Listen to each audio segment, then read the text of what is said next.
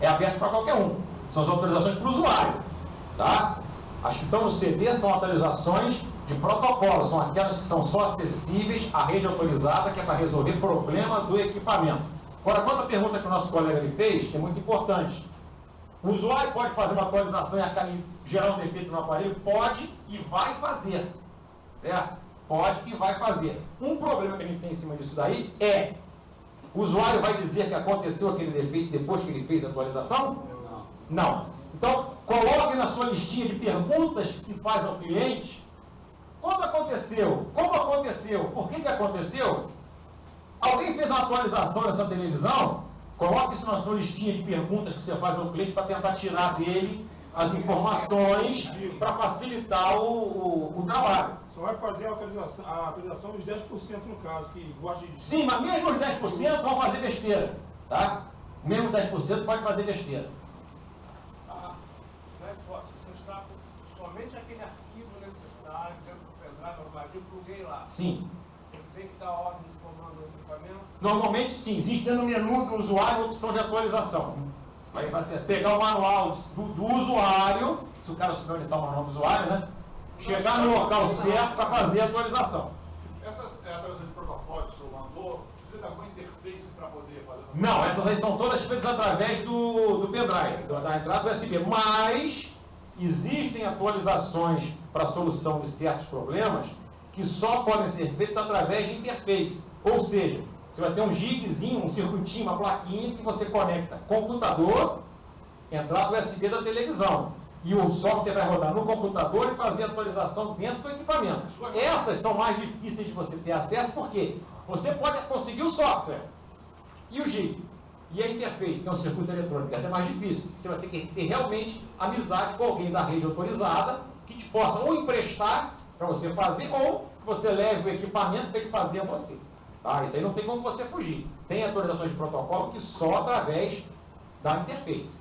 Certo? No caso, o cliente vai fazer uma atualização de firma. O cliente vai fazer isso, faltou luz aí. Babau. Já era aquela placa. Não é já era aquela placa. Tá? Mas você chegou num ponto que eu iria comentar. Isso é importante. Durante uma atualização, a luz não pode piscar. Tá? A luz não pode apagar. Certo? Nem pode ter mau contato na tomada onde a televisão está espetada. Nem pode tocar o telefone. Não sei se é tão exagerado assim também, né? Está exagerado? Então, o que acontece?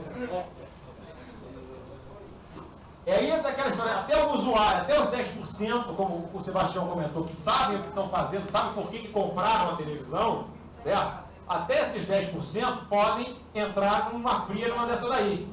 Se você está no local, aonde a energia elétrica tem a tendência a desaparecer de uma hora para outra, assim, sem vento, sem temporal, sem nada, simplesmente apaga e volta, providencie, se você quer fazer atualizações, providencie um no-break. Providencie um no-break. Por quê? Porque já pensou, no meio da atualização, a luz acabar na tua oficina? O que vai acontecer? Vai acontecer justamente o que o nosso amigo falou lá. Certo? Uma das principais hipóteses, você vai ter que trocar a placa main unit do televisor. Porque a atualização vai direto dentro dela, no processador, na flash memory que está dentro dela, na main unit. Certo? Normalmente, uma falha de energia no momento da atualização, durante a atualização, queima a flash.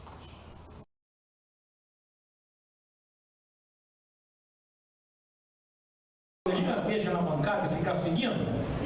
Qual é a diferença? A diferença é só que em vez de você desenrolar uma folha de papel gigantesca na bancada, quando era época de videocassete, Edson lembra bem disso, você desenrolava um livro, porrada de folha desdobrando, que eu começava a terminava aqui. Você não pesquisava, você não seguia o circuito para chegar no defeito? Qual é a diferença hoje? É que em vez de você abrir o papel, você vai olhar na tela. Precisa ter uma vantagem, depois não estou chegando direito, aumenta o tamanho, cresce, estica, corre para lá. É a análise de circuito. Agora, o cara não sabe ler o esquema. Aí é um outro departamento. LM6200, TV liga e desliga logo em seguida. Desligando os flex RSTS da Tecom, desculpa,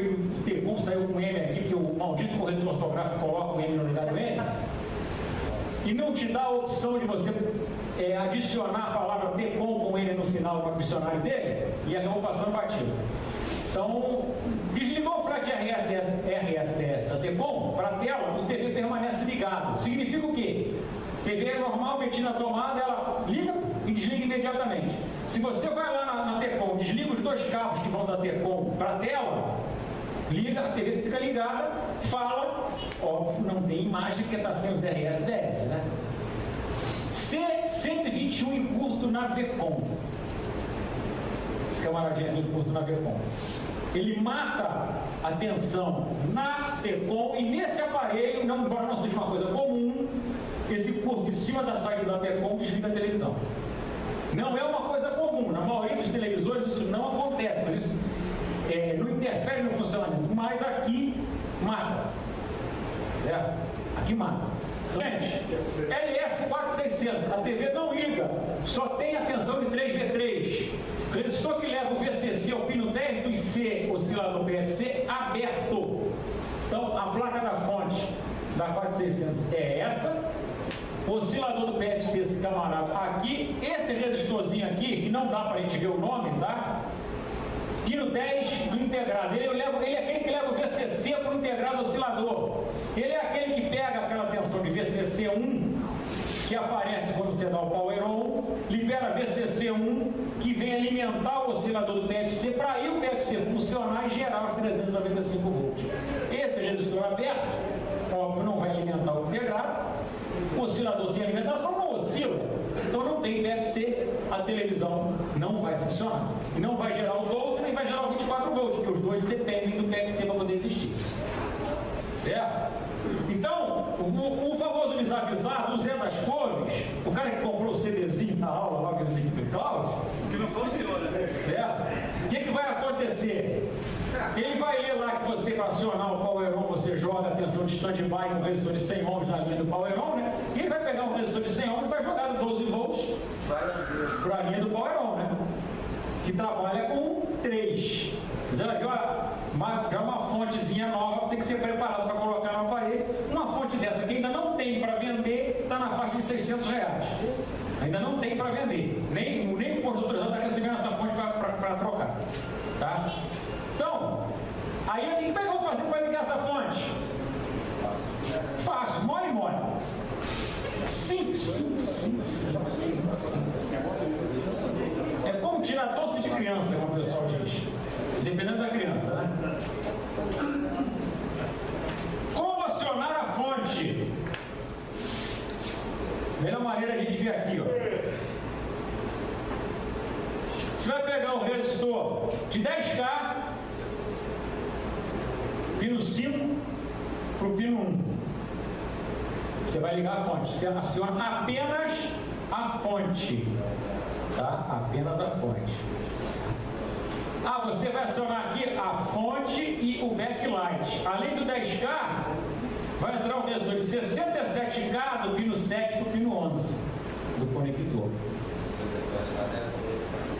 67K você não vai achar para vender, né? Você vai fazer uma associaçãozinha, né? 33 com não sei das quantas. Pode ser 68K que funciona, não vai fazer diferença. Tá? Sem inversão de coreano. É porque lá, de repente, 67K é valor padrão, né? Existe uma diferença de valor de padrão de resistência que a gente tem aqui do que tem lá fora. E o negócio aqui, peraí.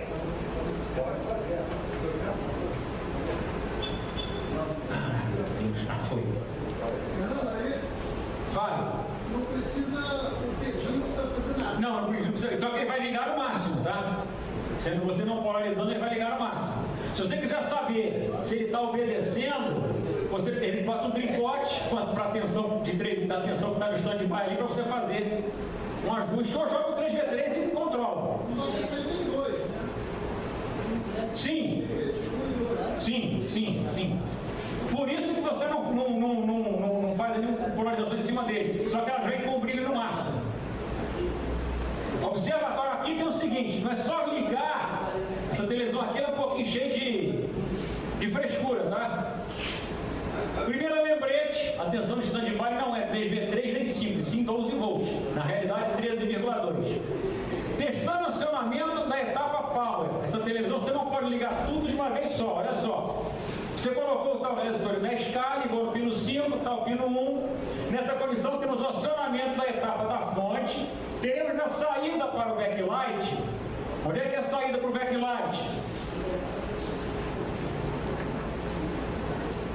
Aqui, ó, saída do backlight. Então, quando eu fizer a colocação desse resistor aqui, ele botar a TV na tomada, naquele conector do backlight eu botei 87 volts, mas o backlight não vai acender nessa condição, pois estamos apenas testando a liberação do funcionamento da fonte.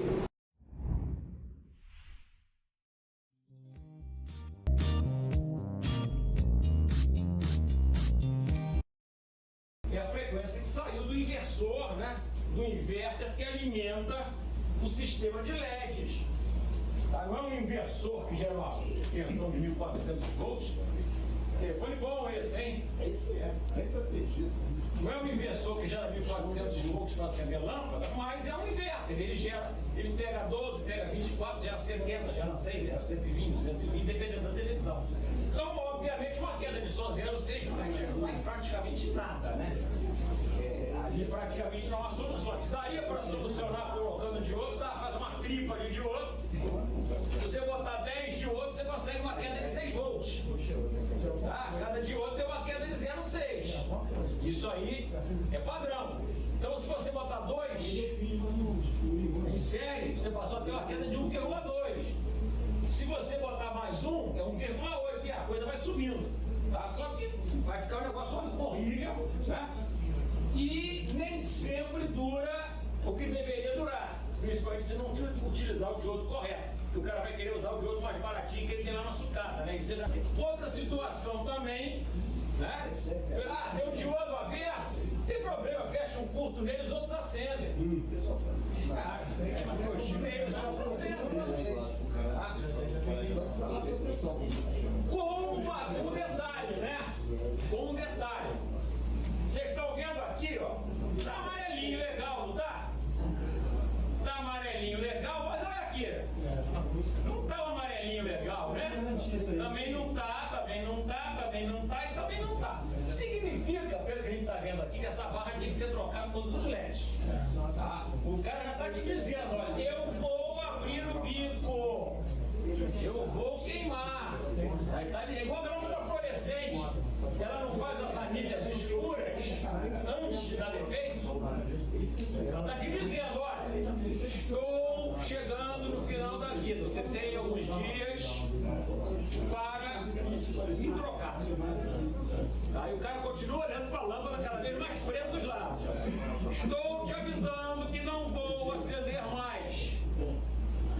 Certo? Me troca, isso aí, me troca. O cara vai ficar amarelinho para depois acender. Olha, amanhã você vai ficar no escuro, hein? O cara não acredita que quando ele liga a lâmpada só fica no amarelinho lá e não acende mais. E tá mais ou menos dizendo a mesma coisa. Tá? Os LEDs têm esse aspecto. Não tem a bolinha preta. Até as pretas estão todos iguais. Se fosse para ter a bolinha preta, todos teriam.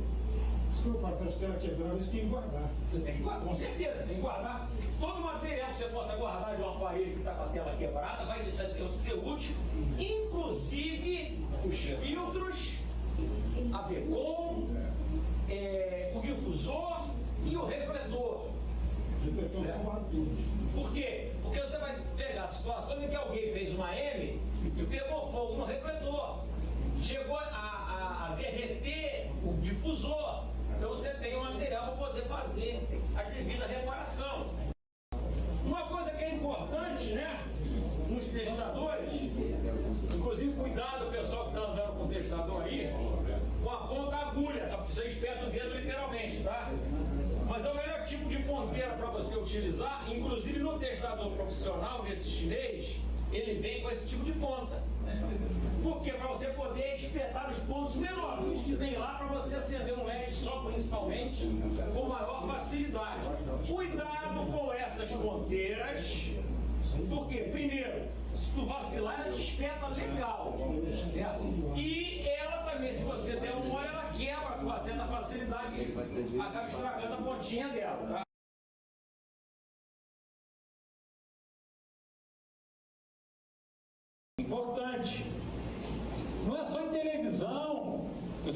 atualizar software hoje em dia, tá?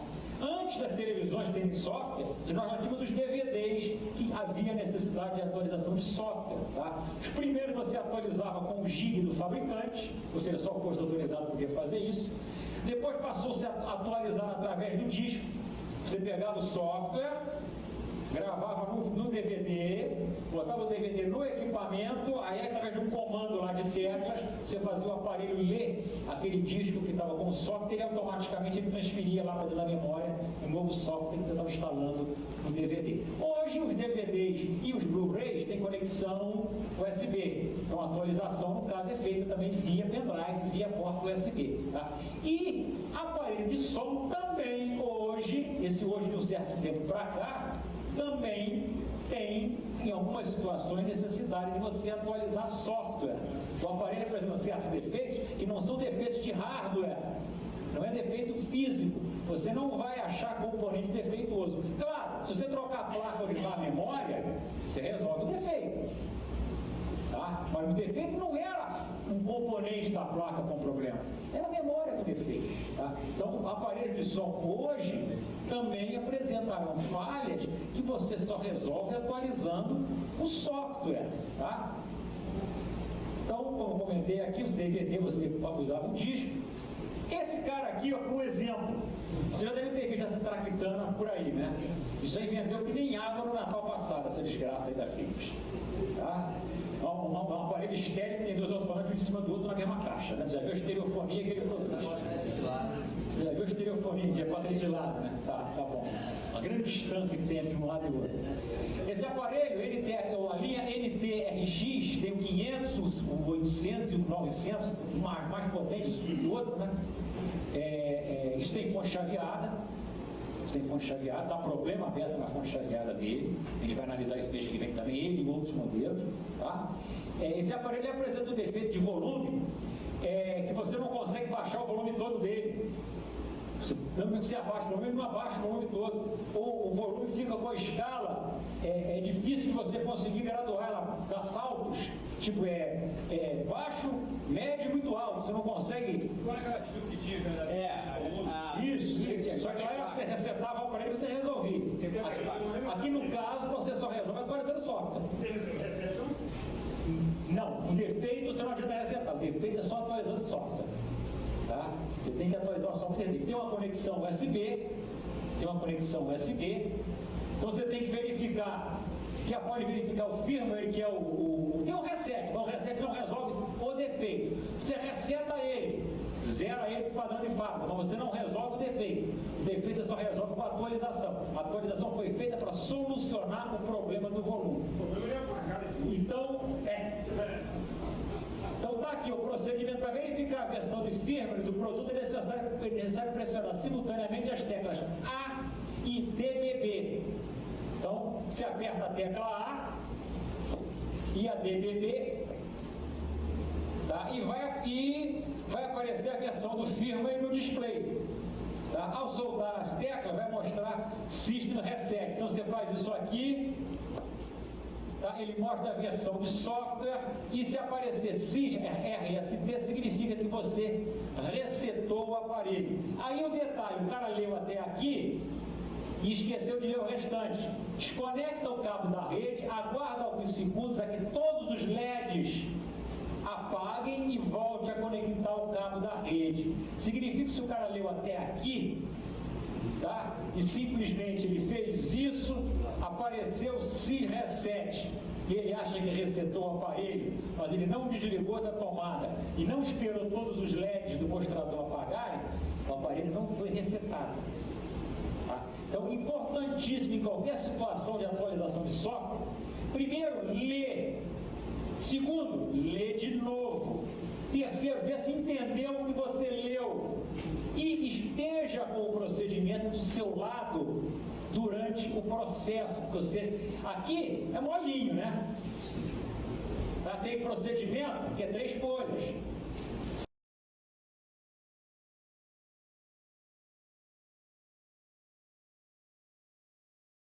Você já sabe que o defeito é tela. Beleza? Bom, O nome correto você pode escolher, tá? Você pode falar COF, você pode falar Drive, você pode falar SIDIC, fica a teu critério. O que for mais fácil de falar, você pode usar, tá? Tudo representa a mesma coisa. O COF é a abreviatura de Chip on Film, ou seja, um integrado colado no filme plástico. Drive indica a unidade que possui o IC, né, o integrado que vai gerar os impulsos para o acionamento de cada subpixel da tela, que é o chip on film, é o integrado que está no filme. E o SIDIC é a abreviatura de Source Driver Integrated Circuit, ou seja, o circuito integrado acionador da tela. Só que a nomenclatura SIDIC, ela apareceu há pouco tempo. E ela vem desse nome comprido aí. O pessoal chama de SIDIC. O pessoal da área da América Latina, o pessoal que fala espanhol, em geral fala SIDIC. Não fala Driver, não fala COF, fala SIDIC. Sabedor disso, eu coloquei aqui as 3 opções, você escolhe o nome que você achar mais bonitinho. Ok? Inclusive, eu recomendo, nas conversas com o cliente, você usar essas siglas. Ah, qual o defeito? O defeito está no SIDIC, no terceiro SIDIC do lado direito da tela. O defeito está no COF de linha lateral da esquerda da tela. O cara não entendeu absolutamente nada, certo? Então, ele, os caras entendem, hein? Falou um linguajar ali que nunca ouvi falar nisso. O cara entende. Você já ganhou o cliente e com certeza o cara aprova o orçamento do aparelho, né? Bom, no final, como eu citei, todos os nomes é a mesma coisa, né? Então você tem os drivers de coluna e os drivers de linha. Tem tela que tem dos dois lados, sempre é bom pra gente. Tem tela que tem de um lado só que infelizmente a maioria das telas hoje não tem de nenhum dos dois lados. O que nos exclui alguns processos de reparação que a gente poderia aplicar. Ok? E óbvio que vocês já viram pessoas solucionando problemas de barras escuras na tela, né? A área da tela que está mais escura, tem uma barra preta aqui na tela, e o cara está tirando os drivers de linha, e a imagem vai voltando gradativamente até ele tirar todos, e a imagem volta ao normal. Observação, você só pode remover driver de linha para solucionar defeito de barras na tela nesse sentido, tá? Se a barra for assim, ó, não tem nada a ver com isso, tá? Agora, se a barra for... Isso aqui não tem nada a ver com a história. Se as barras forem assim, ó, você pode tirar, sim, os cofres laterais, desde que a tela tenha dos dois lados, tá? Porque ao remover os cofres de um lado, o outro lado vai ficar trabalhando, compensando. Você vai ter uma pequena perda de definição, mas que o usuário jamais vai notar. A não ser que você fale para ele. Se você não é bobo de falar, então, sem problemas. Que daí ele também só vai notar porque você disse, ele não está vendo nada. Ele só vai achar que está vendo que está faltando definição, mas ele não está vendo.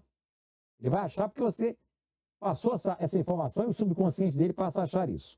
Se a tela só tiver drive de linha de um lado, não tenta arrancar, porque aí não vai ter solução mesmo. A não ser que você tenha uma máquina de colar driver de volta no lugar. Correto, Valdeci? Hoje, infelizmente, a maioria das telas usam os drivers de linha dentro da tela.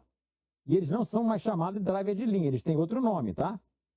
As telas que têm o driver dentro delas, e essas 4K, a grande maioria delas é assim, esses drivers de linha, eles estão dentro da tela. Você não tem acesso a eles. E eles têm outro nome. Então, quando a tela tem o driver de linha dentro da tela, o driver de linha não é COF, não é drive lateral, não é drive de linha, ele é o COG. O que é COG? Chip on glass, ou seja, chip dentro do vidro. Quando o drive de linha não está aparecendo, é porque ele está dentro da tela. E ele não é mais o COF, ele não é mais o driver, ele não é mais o SIDIC. Ele é um COG, o chip on glass. Só que você nunca vai ver ele porque ele está dentro da tela. Beleza?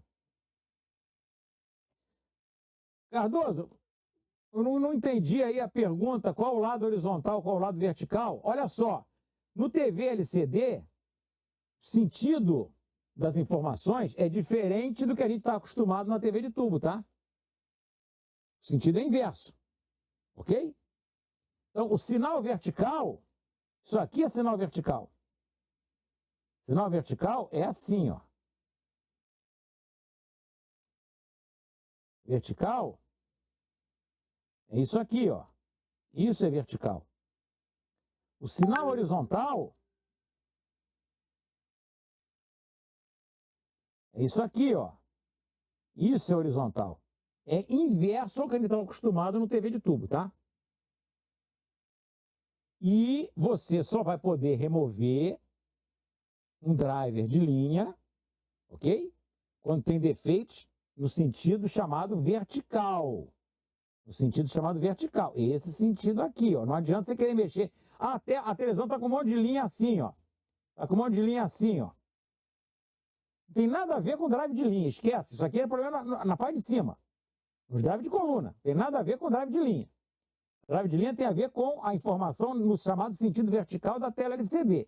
Da esquerda para a direita e da direita para a esquerda. Certo? Ah, professor, mas que lado que eu vou soltar os drivers? É só procurar alguém que esteja quente ou alguém que esteja gelado. Todos eles trabalham com aquecimento porque eles recebem tensões. Ok? Então, o que tiver gelado, tem 4 ali. Tem um gelado e 3 mornos. O gelado é o que está com defeito. Tem 4 ali, 3 mornos e um pegando fogo. O que está pegando fogo está com defeito. Só que não adianta você tirar só o que está com defeito. Você tem que tirar todos de um lado. Mas para isso, a tela tem que ter driver de linha dos 2 lados. Se tiver de um lado só, não adianta querer arrancar, porque isso vai piorar a situação.